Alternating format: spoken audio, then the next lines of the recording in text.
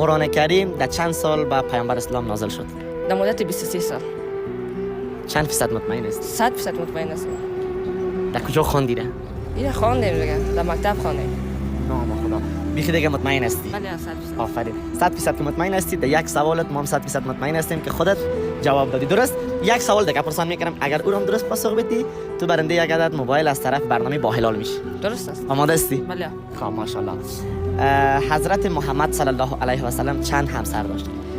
13 همسر داشت که با 11 آن عروسی کرد و با 2 تا دیگه‌اش قبل از اینکه نکاح کند وفات کردن.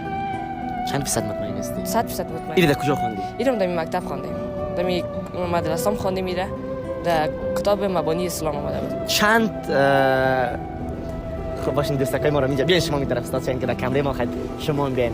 خب چندم نمره هستی در مکتب؟ من خودم اول نمره هستم. نام خدا. اما تو اول نمره هستی که ماشاءالله خوب آمد با استعداد سوالا هم درست پاسخ دادی. خب خودت برنده یک عدد موبایل از طرف برنامه با هلال شدی. تشکر.